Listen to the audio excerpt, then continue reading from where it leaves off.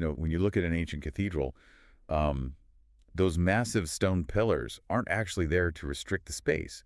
They're really there to bear the heavy weight of the roof. Right.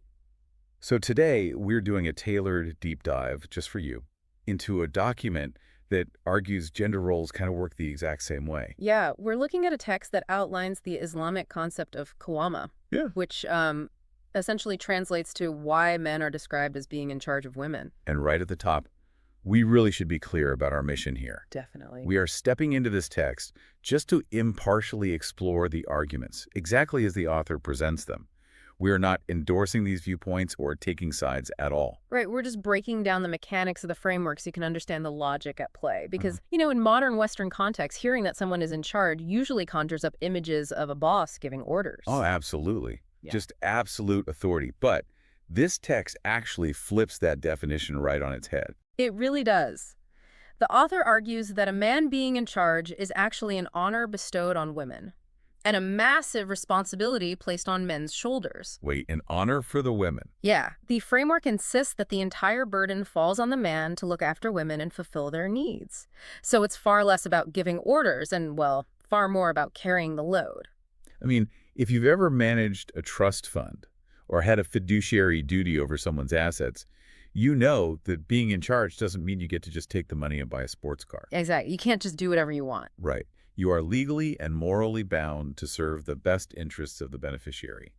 And that really seems to be the dynamic the author is pitching here. Yeah, the man's authority is entirely tied to his obligation to serve. It's a complete pivot from power as dominance to, power as an obligation of service. Right. He is positioned as that load-bearing pillar, carrying the structural weight of the household, shielding everything inside from the elements. Okay, so if the man is bearing all that load and carrying the heavy burden, what exactly is the woman doing inside the cathedral while he holds up the roof? Well, the text assigns her the role of a queen. A queen? Yes, and it makes a rather bold claim that this protected, provided-for status is something every single woman on Earth ultimately aspires to. I mean, I kind of have to push back on that framing. I figured you might. Yeah, because the text sets up an incredibly strict binary for what it calls a smart woman.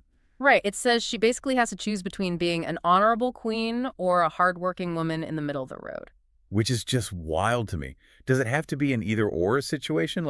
Why frame hardworking as the direct opposite of being honorable? Well, you are totally right to push back on that because it's obviously a massive generalization. Yeah. But look at what the author is trying to achieve mechanically here.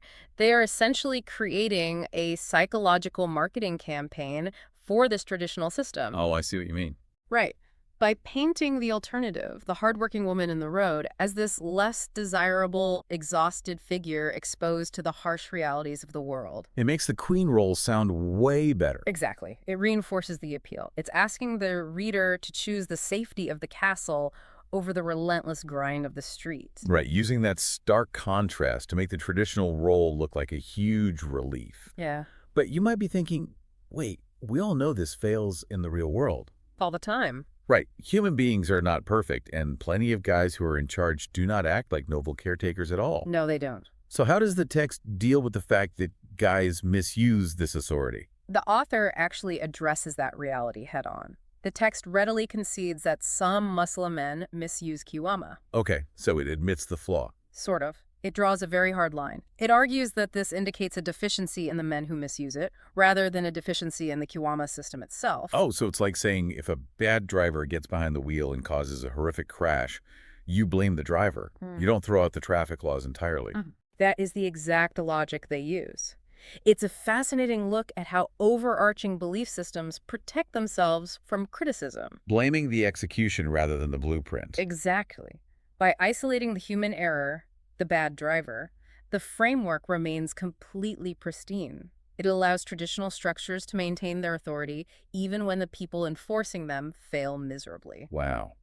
So pulling all of this together for you, this document views qawwama as a protective responsibility rather than a dictatorship. Right. It elevates the woman's role to a provided-for queen, and it insulates the system from the failings of individual men by separating that flawless blueprint from the flawed builder. The internal logic is entirely self-contained. I mean, it relies heavily on that idealized trade-off between male responsibility and female honor. But it definitely leaves you with something highly relevant to ponder. Oh, for sure. Like, how do these abstract historical ideals of protection actually function when they collide with the complex economic realities of the modern world? Right, when the cost of living demands that both partners work. Exactly. When both have to brave the middle of the road together, what happens to those load-bearing pillars? Does the ancient structure still hold, or does the blueprint eventually need an update?